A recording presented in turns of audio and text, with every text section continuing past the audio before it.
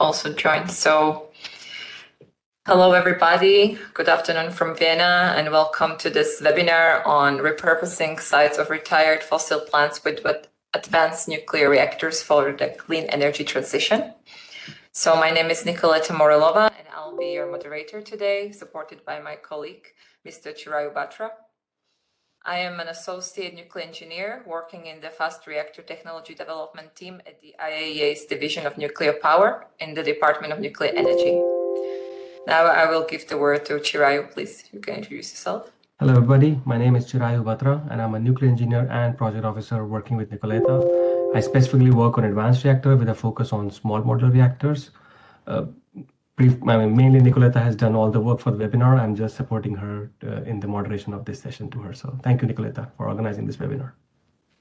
Thank you, Chirayu. So before we start, a few remarks. You will all be muted throughout the event, but please feel free to ask as many and any questions as you want relevant to this webinar through the chat, either to our presenters or on a topic in general. We are very interested in all your questions, so please be sure to get them into the chat panel and we will try to answer as many as we can today. And also please submit the question to all so we can all see them. We will take the questions at the end of the presentations during the live Q&A panel session. So with this, I would like to give the word to Ms. Aline de Closeau, the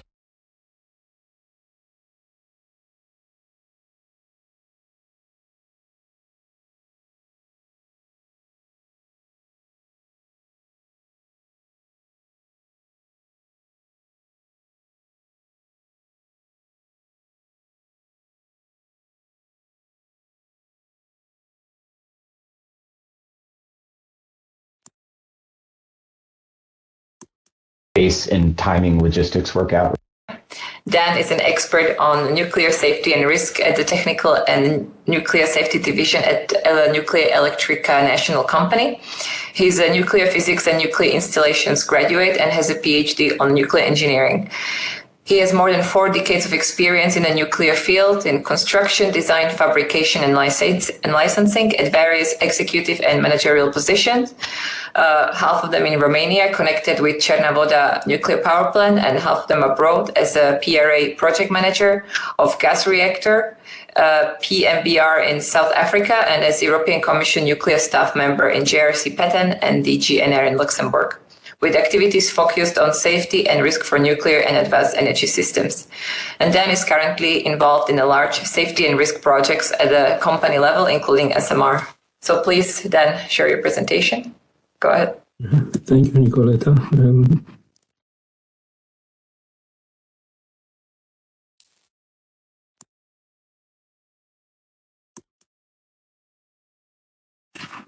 Do you see the slides? Yes, please, go ahead. So why did we choose to look for SMRs? In general, so we are connected with the nuclear field, and we have 2 operating CANDU 6 reactors, and the plan is to complete the construction of other 2 units in Chernavoda. And we also just bought front-end part of the fuel cycle, a uranium mine and fuel fabrication for CANDU. And we hold some part of the back-end part of the fuel cycle for CANDU. And we have a decision of the board to diversify the portfolio of activities. And in this context, the discussions about what can we do about the use of SMRs came up. So they came up in the context of evaluating the strategies for nuclear for the next at least medium and long term. So in this context, and considering the favorable situation for the SMRs in this moment, which is well known and was presented before by our colleagues, there is an interest for SMR, and there are a lot of things SMRs can do in order to complement the features of baseload type reactors as CANDU 6. So this is the goal. I just explained in words what you see here on the on this slide. What is also mentioned here is the fact that we cooperate at national and international level in order to achieve our objectives, and we are connected to the national research programs too.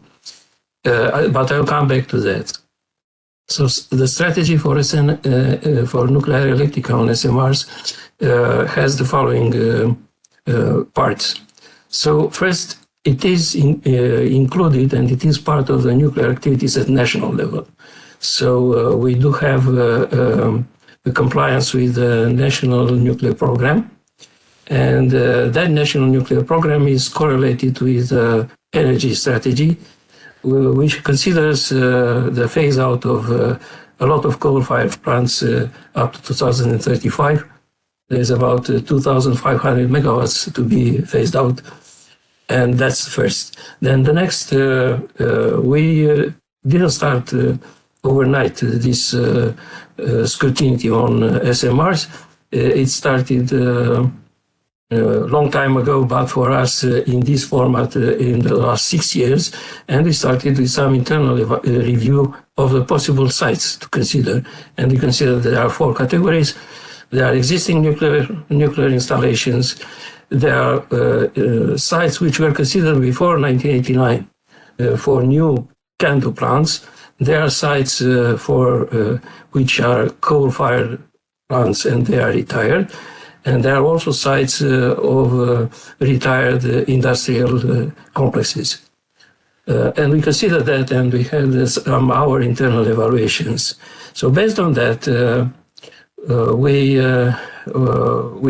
got a grant from USTDA, and we had a contract with Sargent & Lundy in the United States, and I'll come back to that. So the next point here about the strategy on SMRs is the fact that we focused and we had as a strategy the view to have a gradual deployment of SMRs of various types. So, and the first point, the first step in that strategic approach is to choose a site and a vendor, a pair of sites and vendors, and start citing standard evaluations for, and after that to evaluate the sites based on the standards as they are, without any diminishing of the requirements for SMRs. So the next is to consider the first phase. In the first phase, water SMRs. By various reasons, I will not insist on that, but it is clear that at least for us, this is a wise approach.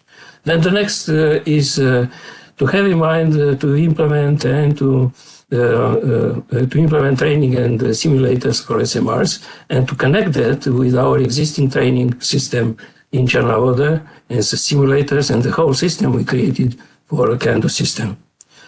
Then the next is to prepare for SMRs as a regional hub for us, and we work on that. Oriented on services like operation, training, and other services. Then we would like to follow implementation of activities of the local supply chain.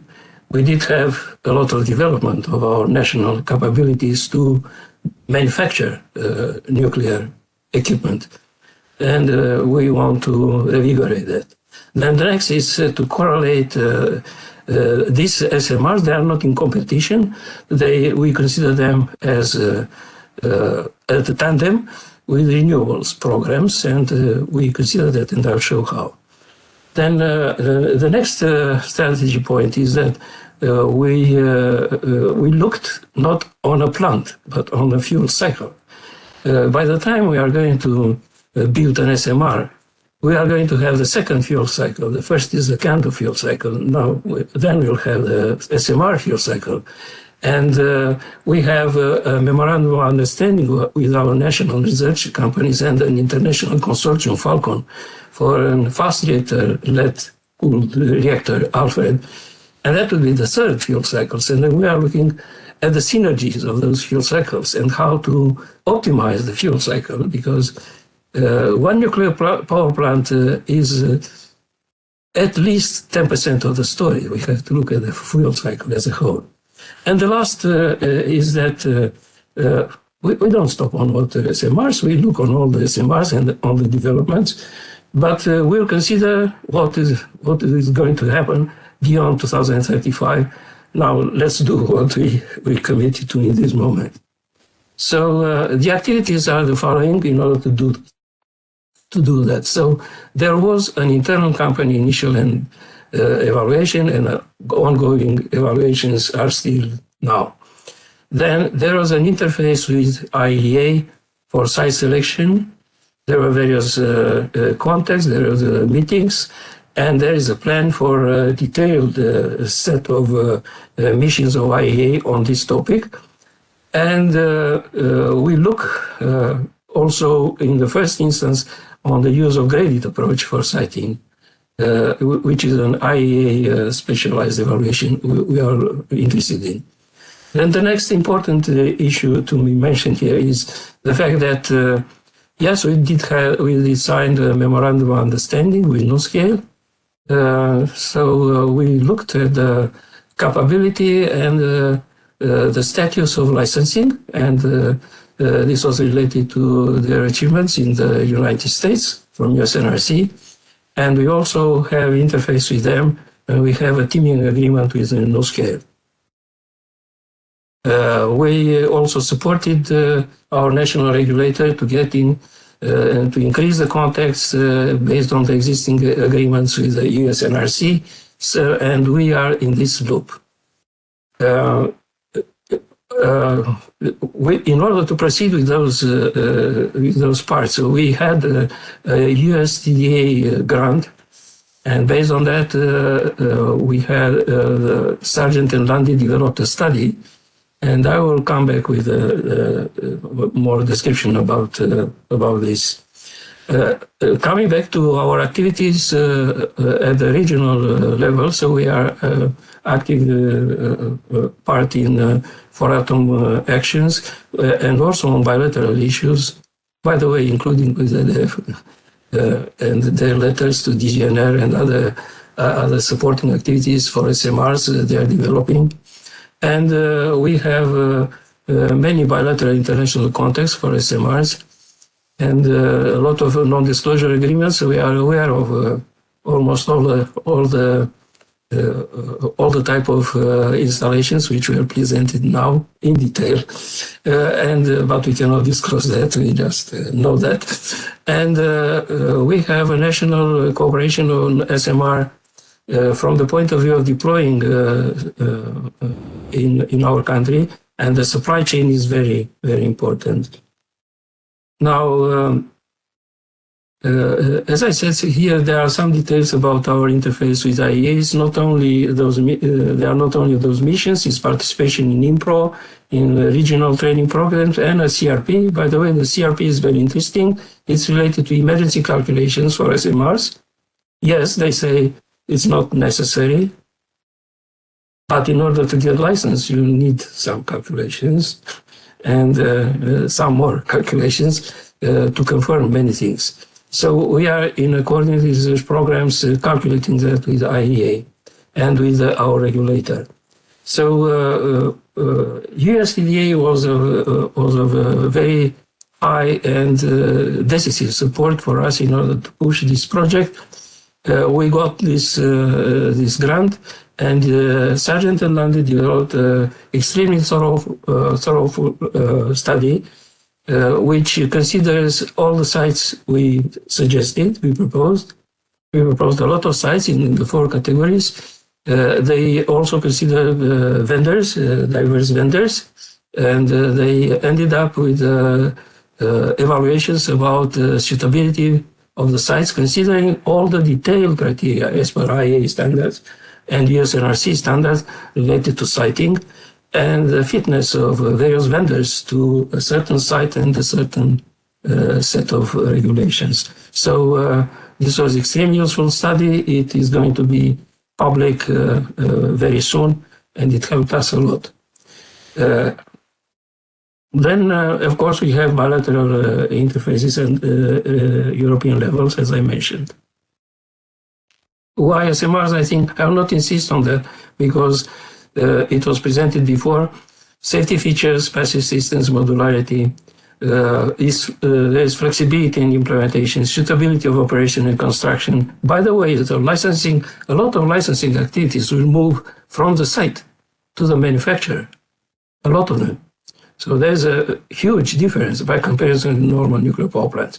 And then that's why there is a short on-site construction and much simpler commissioning period. In order to evaluate the site compliance and the availability, so we are looking on using IAEA support and knowledge, for instance, in various ways, for instance, in using the graded approach, which is a graded approach, but without downgrading the requirements. So it's an approach which is based on the scrutiny, which things do not require so detailed evaluations and so costly steps every time for all the phases.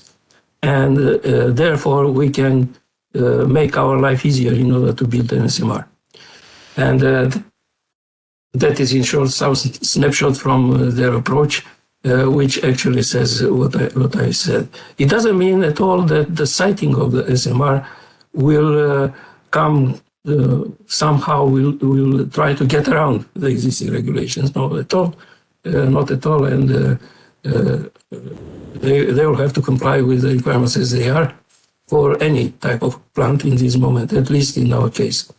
Then the status of SMRs for coal-fired plants. So the Sargent and Lundy study and our internal evaluations led us to the situation that we ended up with a list of preferred sites and vendors, these pairs, and the winner is the one you saw on media. Is a NuScale with a site of a former coal-fired plant. And this is the announcement, which was done on the 24th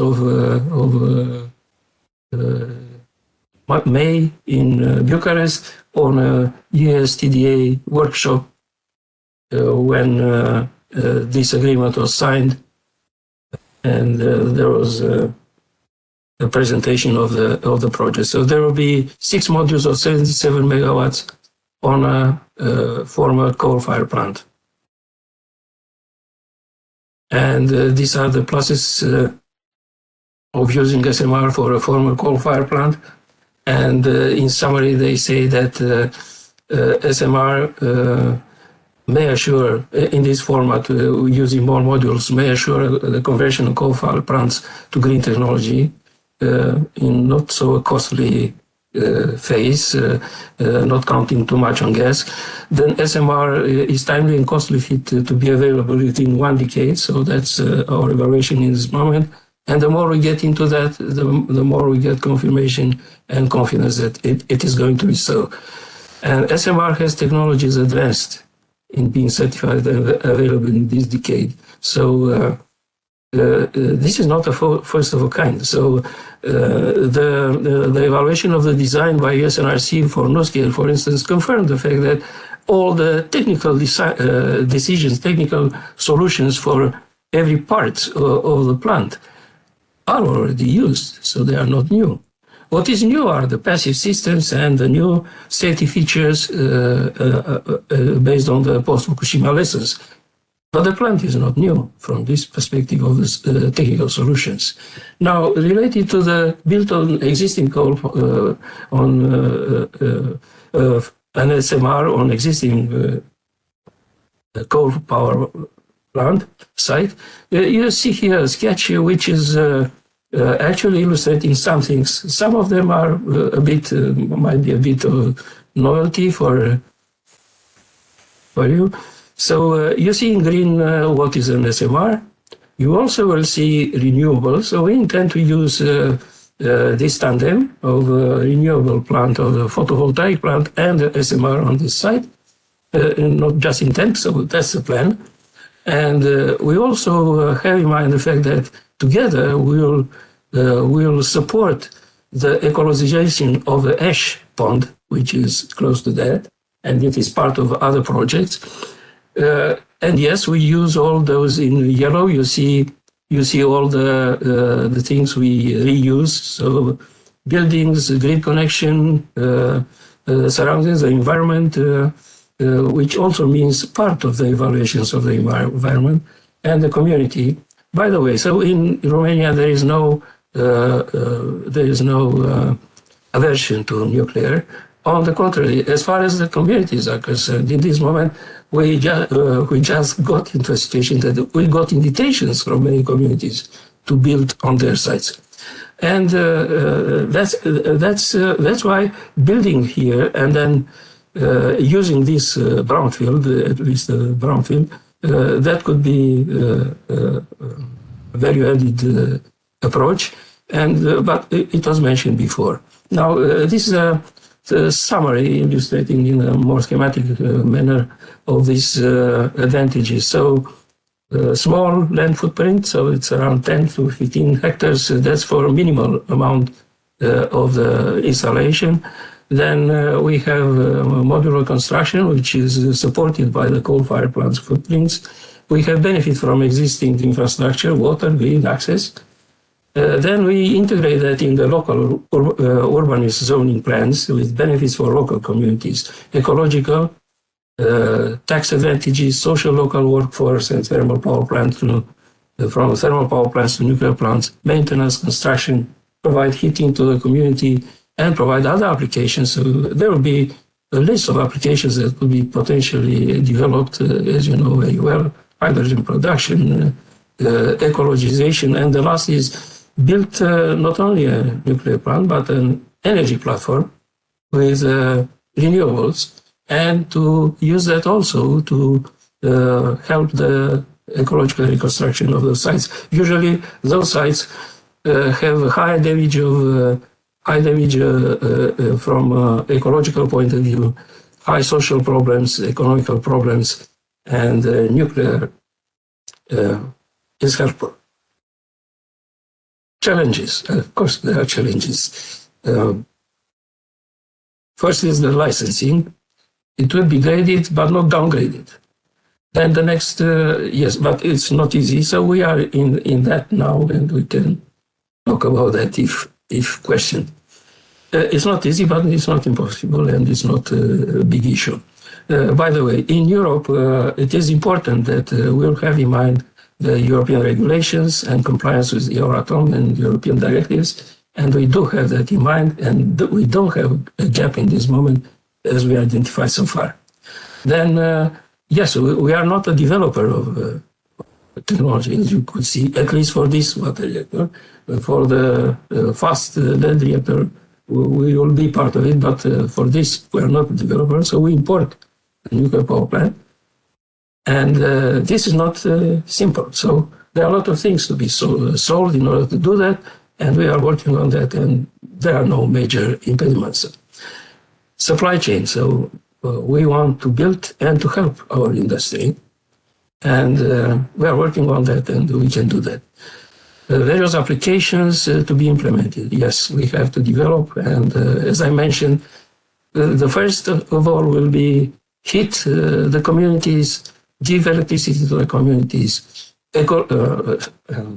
support the ecological reconstruction of the area, and that's the first. I think it's quite enough up to 2035. And then we have to consider the fact that this is a plant that will be built for 60 years from now. So there will be many technological developments and many generations of people in 2080, for instance. So we'll have nanotechnologies, printing equipments, artificial intelligence. So when we are looking on the simulator to be built and the training program, we consider that. And the next is the financing. Yes, it's financing in another world, and with a little bit more flexible rules for financing than for big plants. And we have to adapt them to this present situation. And the last is, yes, we can use nuclear SMRs, and they beautifully can complement the existing nuclear power plant contribution to decarbonization. Personal opinion, whoever thinks that by renewables will solve this problem, I would strongly invite him to think twice. Thank you.